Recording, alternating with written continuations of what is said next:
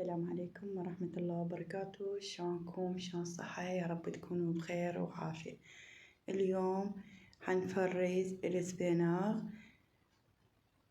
هذا موسم السبيناغ، لازم نستفاد منه بطريقة سهلة وبسيطة، ويبقى لفترة شهرين أو أكثر، يبقى نفس الطعم ويبقى نفس الريحة.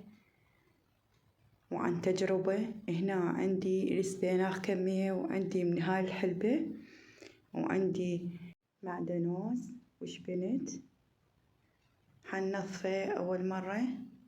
هذا المعدنوس، هذا الشبنت، عندي كمية كبيرة، مع إن هذا موسمه لازم نستفاد منه ونفرزه الشهر رمضان المبارك إن شاء الله.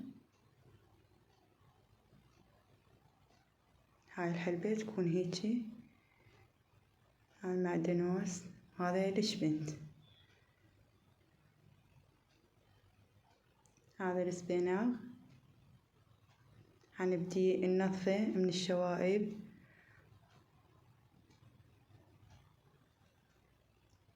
وإذا كان عودي سبيناغ طويل نقطم من عنده أو نقص من عنده شوية. هنا بدينا نغسل السبيناغ والشبنت والحلبة والكرهين، ونبقى هنا نثرمه.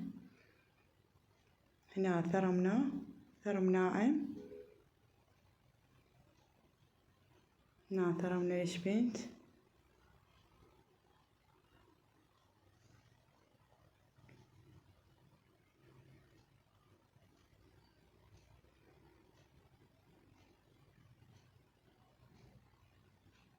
حنبدي نثرم الحلبة.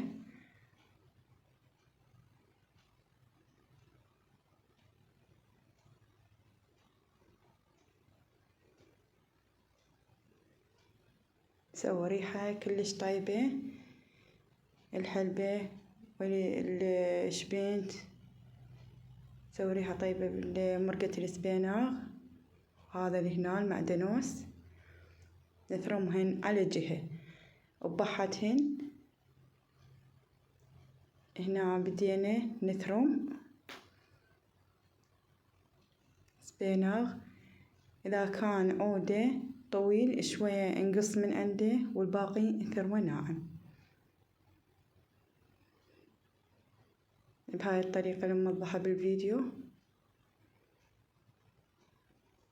هنا حطينا شوية بصل وزيت على ما نحمس البصل شوية ياخذ اللون المكرمل، ونضيف الشبنت والمعدنوس والحلبة.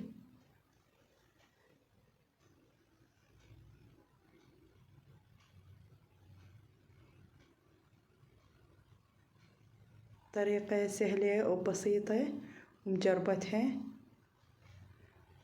تبقى شهرين بالمجمدة ما عليها، يطلع نفس الطعم نفس الذوق ونفس الرائحة وكأنما جديد. هنا نبقى نحمس بيه لحد ما يدبل كل الزين، يكون لونه أحمر، ياخذ من اللون المكرمل لحد ما يذب السوائل كاملة. هنا أخذ هذا اللون. لما يتكرمل نضيف عليه السبيناغ،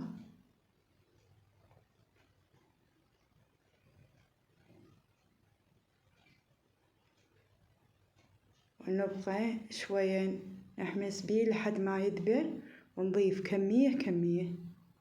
إذا كانت عندكم كمية هواية. هنا ضفنا شوية ملح.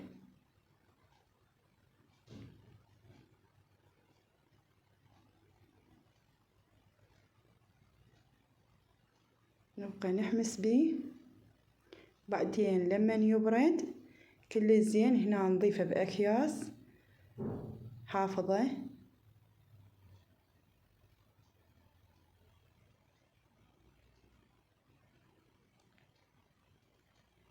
حطوا لايك واشتراك، فعلوا جرس الإشعارات حتى يوصلكم كل ما هو جديد ومفيد.